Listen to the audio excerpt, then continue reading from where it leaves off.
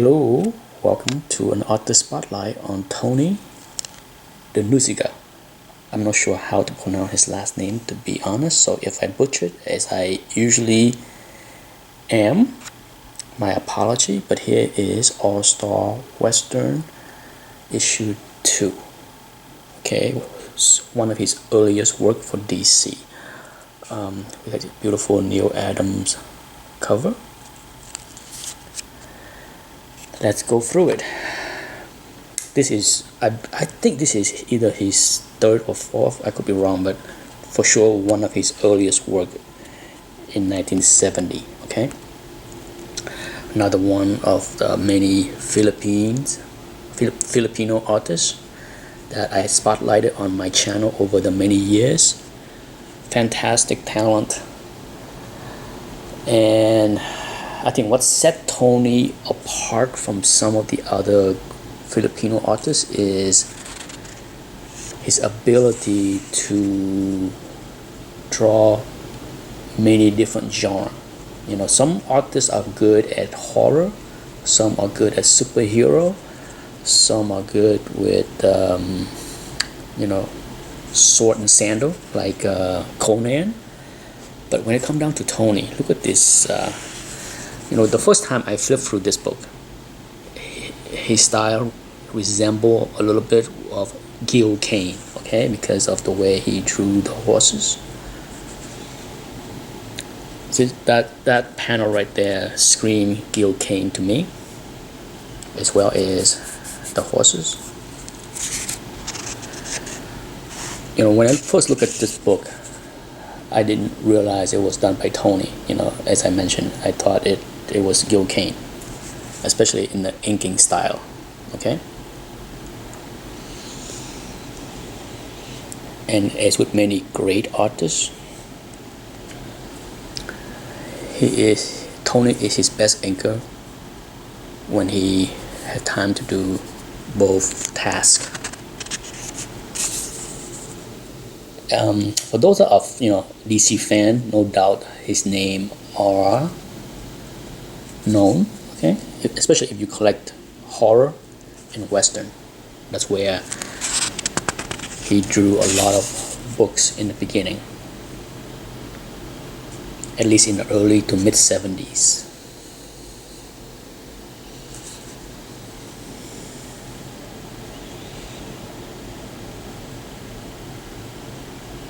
No doubt, I'm pretty sure he used a lot of photo reference, right?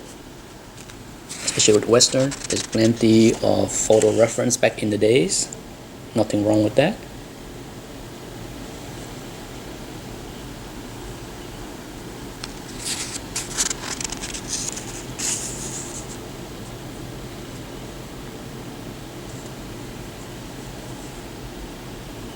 But as you can see, even through his early days, the talent was there.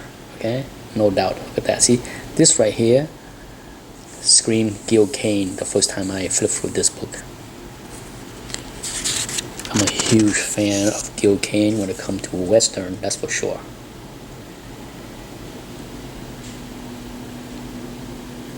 Great panel right here.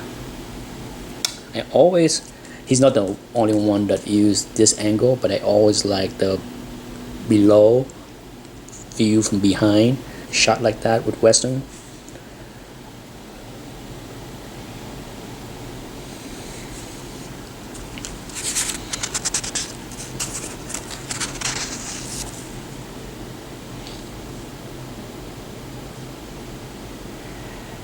If I have to guess, I think Tony did probably more work compared to other Filipino artists in the 70s, more than many other, maybe not the most, but on top of my head, if I had to guess, I would say he probably did more than Rudy Nebre. Okay, so that's the end of this book. Okay, now let's flip through horror. Now this is also just a few months later. Okay, this is a House of Mystery, issue 191.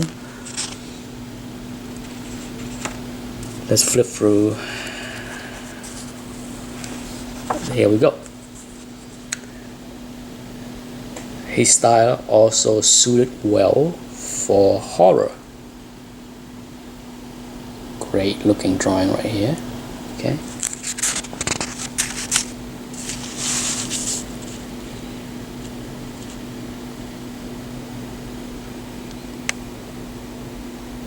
As I mentioned before, I think what makes him unique compared to other Filipino artists is his ability to draw many genre. You know, not just horror or western, but in superhero as well. And I will show you when I come down to different genre. As you can see, you know, with western and with horror, there's not a lot of action dynamic required, right? And a lot of time an artist that excel at horror doesn't translate well over in the superhero genre because of the different kind of action required for those books. Some people are just not good at drawing those kind of high octane action, right? And then for this issue, you also get a bonus of a few pages of Bernie Wrightson goodness. Okay, so let's go to another early work of his. Tony did a lot of work in the #1 issue for DC Horror. I think he also did the work in Ghost 1 as well. But here is The Dark Mansion, Forbidden Love. Beautiful copy. Look at this book. Gorgeous. I was so happy to find this book in high grade raw. A stunner. And I love this photo cover. So unique. But here we go. And as you can see, late 1971.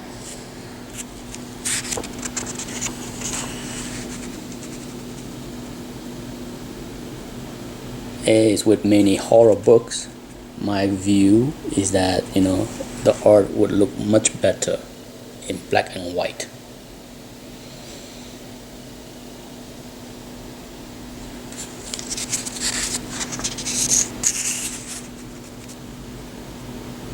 The one thing that, you know, is very obvious from the previous two books is that Tony's very good at telling stories from panel to panel. Okay, I think that's one of the requirement that a lot of people overlook, is that sure, drawing anatomy, being able to draw, you know, anatomy is just a small part of being a comic book artist, but being able to tell stories through sequential panels is critical. It has to flow, right? And flow well.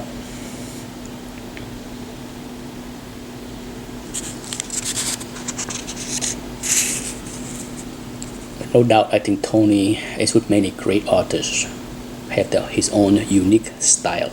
Okay, it's very distinctive. If you're familiar with his style, it doesn't take long to recognize it.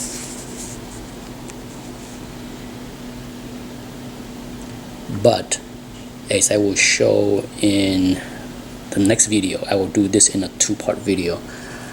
When he's doing superhero related work, his style evolve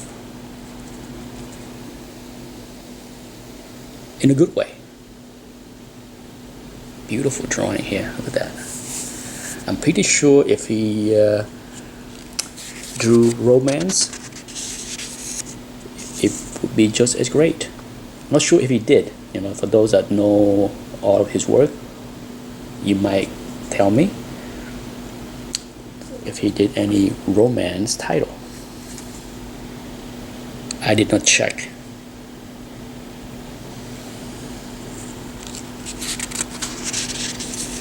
But these panel right here, these pages, like you can see, I'm pretty sure he can, right?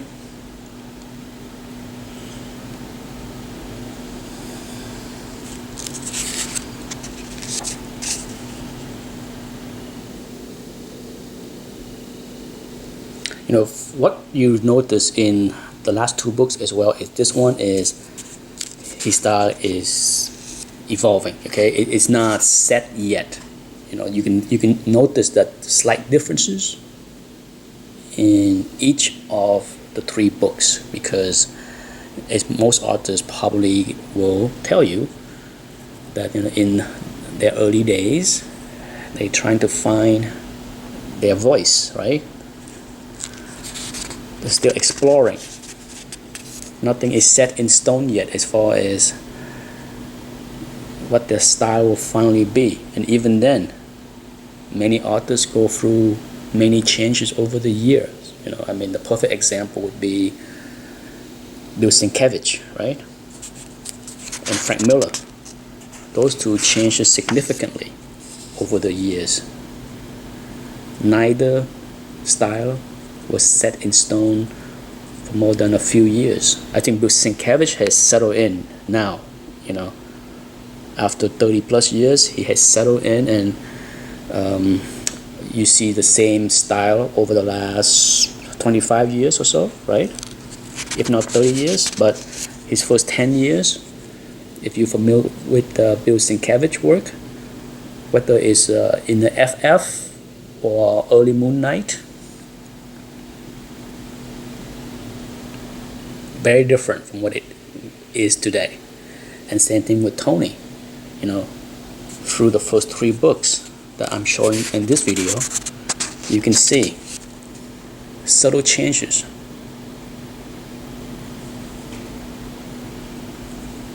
But bottom line is, the storytelling skills are there,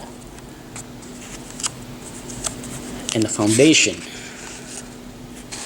is there, or was there. That, love it. I enjoy his work in the horror books for sure.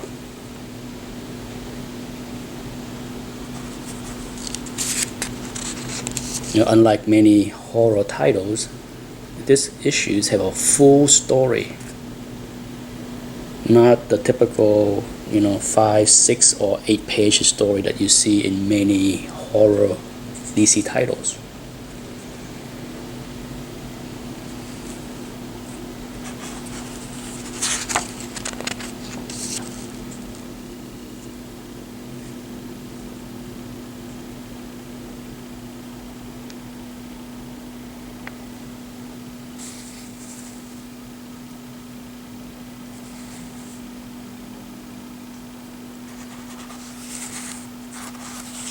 Near the end. Okay, here's a beautiful panels right here. Okay, love it.